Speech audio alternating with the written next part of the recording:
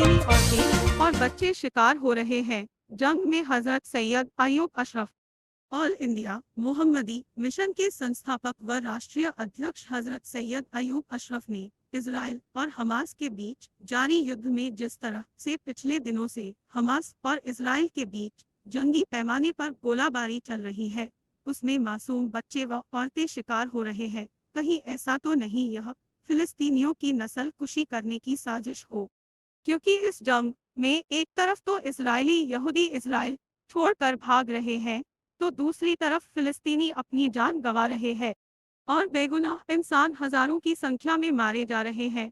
मानव अधिकार की बात करने वाले आज अपनी तहरीक को भूल चुके हैं। मेरी नज़र में जिंदगी चाहे जिसकी हो, लेकिन जालिम का समर्थन करना मजलूम के साथ ना इंसाफी है।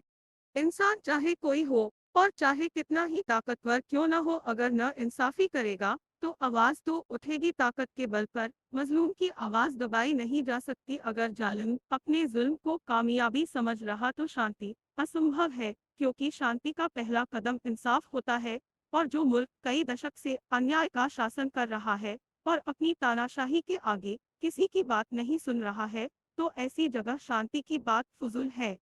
इजराइल और फिलिस्तीन के बीच जो हो रहा है, उसके पीछे की वजह लोग अच्छी तरह जानते हैं, और जो नहीं जानते वह अब जान भी जाएंगे।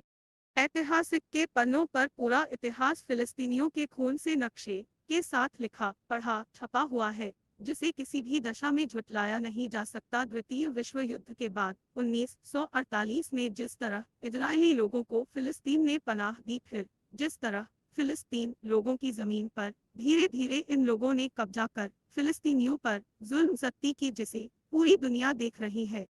छोटे छोटे बच्चों, बूढ़ों और महिलाओं को जिस तरह कत्ले आम किया गया, जिसे मौजूदा दौर में लोगों ने सोशल मीडिया के भी माध्यम से बाखूबी देखा।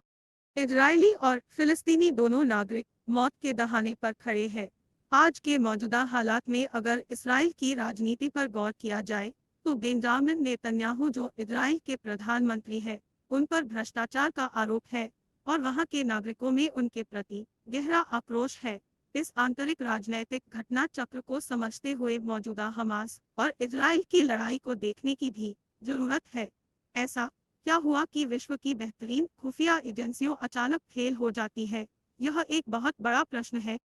हमास को इतना हथियार कहां से मिला? क्या इसके पीछे अमेरिका की कोई चाल तो नहीं? क्योंकि नेतन्याहू के फायदे और नुकसान के आकलन को लेकर भी इस पूरी जंग को देखा जाना अति आवश्यक है। फिलिस्तीन के खात्मे और बदला लेने की बात लोगों के मानस पटल से नेतन्याहू के भ्रष्टाचार का पहलू भी हो सकता है, क्योंकि आज की राजनीति लोगों की लाशों पर की जा रही है। आज किसी को जनता की फिक्र नहीं है। दुनिया तेजी से बदल रही है, लेकिन दुनिया के बड़े देशों की मिलीभगत से बहुत कुछ संभव हो सकता है। आज की परिस्थिति में भारत के नागरिक जल्द समझ सकते हैं, हमें अपने देश को राजनीतिक नफरत की दीवार जो खड़ी की जा रही है, उसे हम सबको मिलकर गिराते रहना है। इन तमाम हालात को समझते हुए किसी के समर्थन या किसी के खिलाफ लिखने बोलने से पहले एक बार यह जरूर सोचिए, इस जंग से किसको फायदा और किसको नुकसान होगा। पिसेगा आम नागरिक। भारतीय नागरिकों पर बड़ी जिम्मेदारी आ गई है कि वह इस खेल को पहले समझे और फिर ऐसी किसी भी हरकत से दूर रहें जिससे नफरत को बल मिलता हो। सोशल मीडिया पर किसी भी तरह की बयानबाजी राजनीतिक खेल को बल देगी। अब इसे समझना भी है और इसे रोकना भी है। हमारा काम नफरत को रोकना है और अपने देश में अमन को बरकरार